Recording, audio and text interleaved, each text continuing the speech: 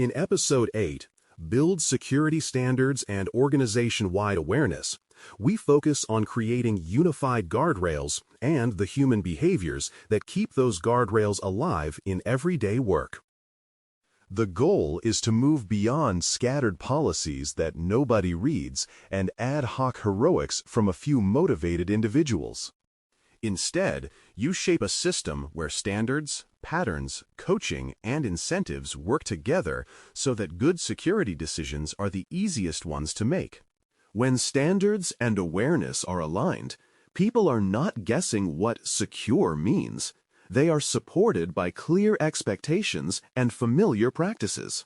That is when an organization moves from isolated controls to a recognizable security culture. The backbone of that culture is a set of concise security standards that map high-level requirements to implementable, testable controls. A standard should say, in plain language, what must be true for identities, data, infrastructure, or code to be considered acceptable.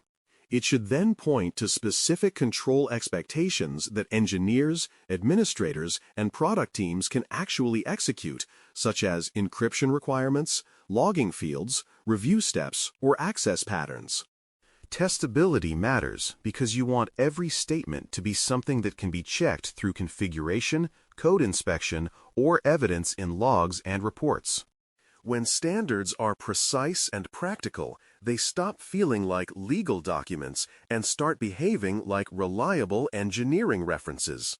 Drafting these standards well means resisting the urge to cover every possible scenario in one place. Concise documents that clearly state scope, expectations, and references are more likely to be read and followed than sprawling handbooks.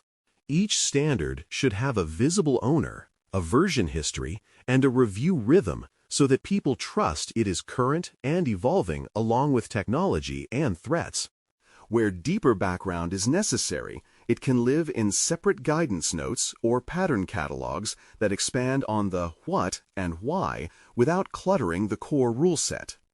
This separation keeps standards sharp while still supporting richer learning for those who want it. Alongside standards, technology profiles provide baseline configurations for the platforms and services your organization relies on most.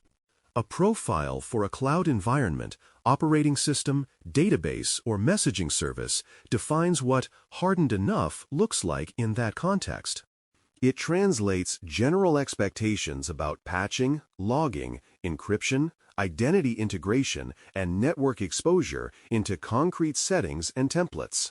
These baselines give teams a sensible starting point that is already aligned with policy, so they can focus their energy on business-specific choices rather than inventing controls from scratch. Over time, profiles become living assets that capture lessons learned from incidents, audits, and new capabilities. Reusable patterns and decision records extend this support by capturing how proven approaches have been applied in real projects. A pattern might explain how to implement secure file transfer between partners, or how to structure an internet-facing service behind gateways and identity providers. Decision records tell the story of why a particular approach was chosen, what trade-offs were considered, and which risks were accepted or mitigated. When these artifacts are published in accessible, searchable form, teams can borrow good solutions instead of rediscovering them under deadline pressure. For example, thinking and real practice, these patterns demonstrate that security is not a mystery, but a craft with recognizable building blocks. A champions network then brings these written assets into local team conversations, turning guidance into coaching. Champions are embedded in product teams, platform groups, or business units, and act as translators between central security perspectives and local constraints. They are the people colleagues approach with early questions about standards, patterns, and designs, which keeps issues from accumulating silently. Champions also provide feedback about where standards are unclear, burdensome, or misaligned with reality, helping central teams adjust rather than simply enforce. When supported with training, recognition, and a community of practice, champions become one of the most effective levers for sustainable change. Role-based training complements the champions model by ensuring people learn what matters most for the decisions they actually make.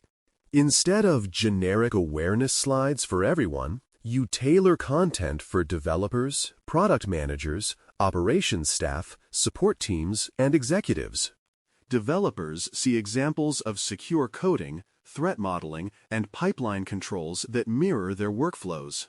Product managers learn how to incorporate security into requirements, risk discussions, and release decisions.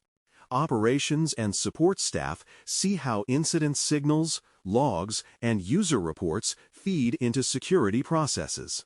This alignment respects people's time and dramatically increases the chance that training translates into different choices on the job.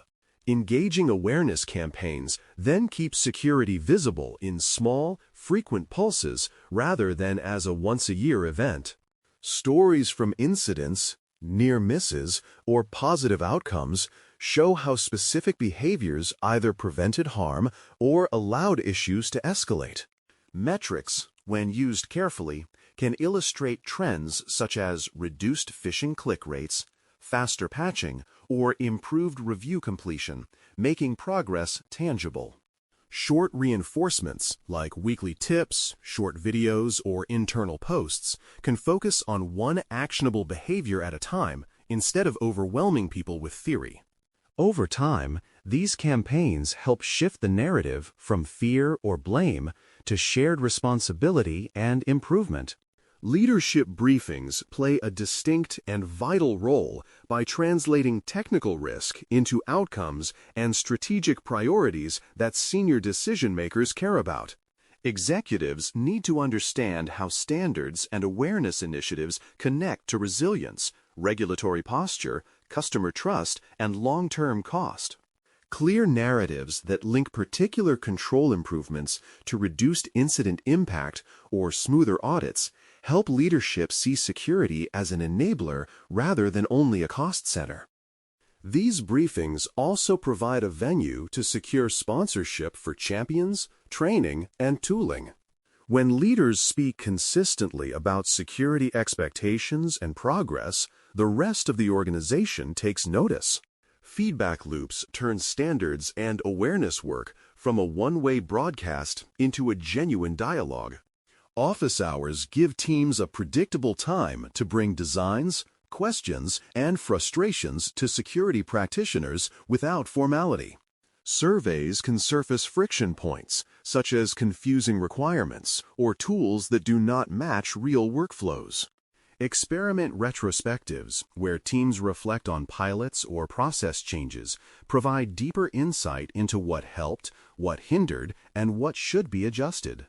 These loops demonstrate that security is willing to listen and adapt, which increases trust and participation. Consequences and incentives must then be aligned so that following standards and engaging with awareness efforts feels both expected and worthwhile. Consequences do not need to be punitive. They can include additional scrutiny for teams that repeatedly bypassed agreed controls or fail to complete required training. Incentives can range from formal recognition and career growth for champions to simpler gestures like highlighting teams that handled a security challenge well. The key is consistency. People should see that the organization rewards responsible behavior and does not quietly tolerate habitual shortcuts that introduce unnecessary risk.